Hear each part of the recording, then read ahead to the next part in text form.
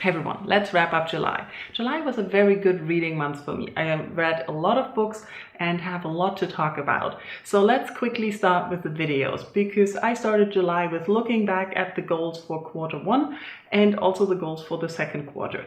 I'm doing okay. Let's say it like that.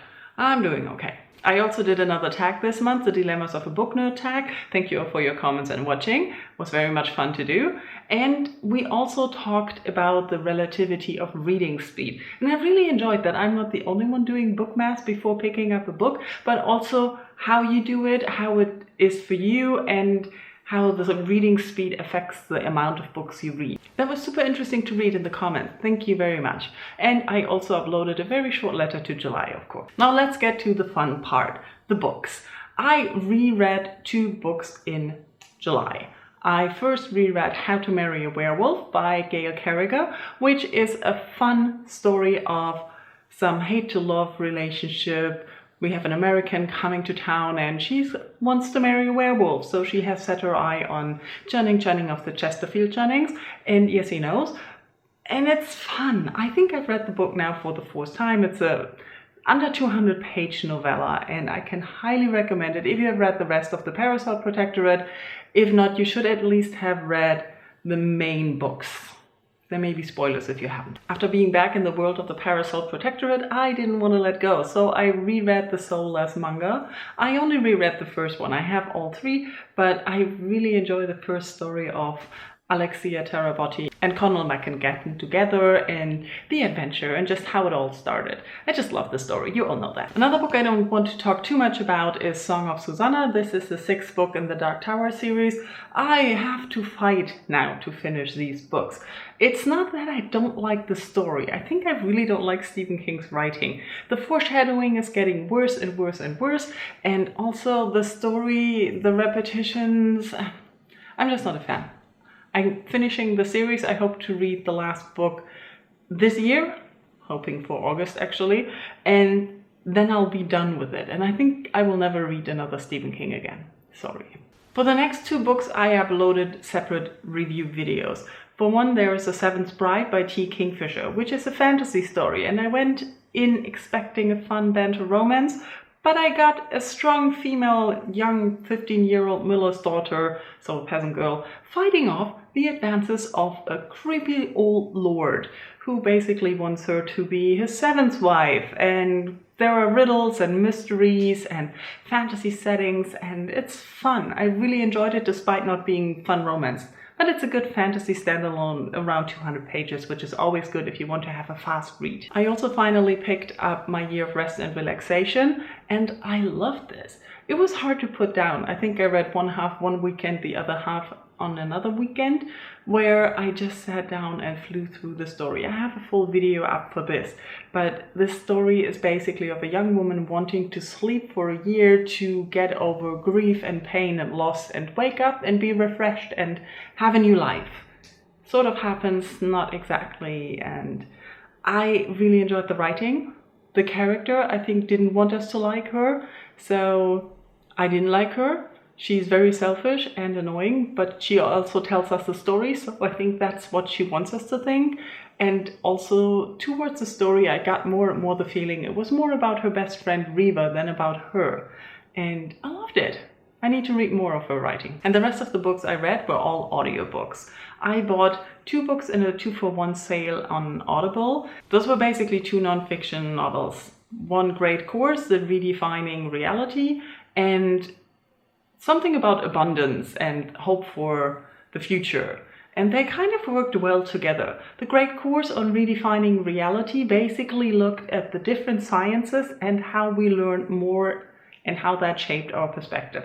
So looking back like 2,000 years ago, when we didn't have a clue about many of the sciences and the details we know now, we of course perceived the world differently. So this book looks basically at how more knowledge changes perspective. And it's really interesting, and it reminds you that in learning something new, you also have to adapt your way of thinking about the world and life and everything, and not just this little piece. And I really enjoyed that. Abundance was unfortunately 7 years old, I think from 2012. And a lot of the things they were talking about were basically giving us the impression life isn't as bad as it feels right now. So basically saying, look back 200 years, the standard of living for the poorest people we have now is still better than the President of the United States 100 years ago, which is true. And I really enjoyed this way of thinking and outlook, and the idea of abundance is to better the poorer and everyone so that all of society benefits. That is probably the worst summary ever, but we'll go with that. The thing that I found sad about the book is that it was so old and there are so many changes and different things in politics and discoveries in sciences that happen in recent years. But there is a website that they said you could follow up on things. It's a blog, it's very long, and I was like, I want to have a condensed version of everything that they predicted for 2020, if that's going to happen now. So maybe they can write a new book in 2021 for me to see how things were going. Probably not going to happen. Anyway, I also listened to one of the free audiobooks for the members that you get when you have an Audible membership in the US. And so that was The Adventures of Tom Stranger. Tom Stranger is an insurance agent and he insures different Earths. And it was hilarious. It was just 2 hours, but it was science fiction fun. So well narrated by Adam Baldwin, and also the story, it was hilarious. I was just laughing through it the whole time, and I can highly recommend it. It's probably fun on paper too, if you don't want to spend a credit or the amount you have to pay for an audiobook that's just 2 hours, but highly recommended. I also listened to 2 more Russian classics for my Russian Lit project. So I listened to Three Sisters by Anton Chekov, and I'm not really sure what I think about that. I had a very good production of LA Theatre Works, so I really like their audiobooks because they tape the plays when they're alive, and Three Sisters is a play of 3 sisters who basically want to go to Moscow but never do. And so we have different scenes and different parts of life for them. But I can't really say anything. It was 2 hours and it was very fast over, and I'm not sure I related to anything.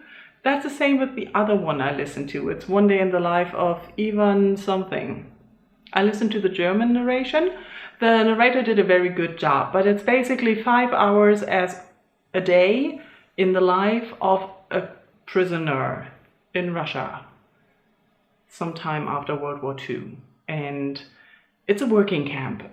It's narrated basically minute by minute and giving us a good idea of the situation there, the stress and the problems they had, and who the prisoners were and why they were there and the situations in total.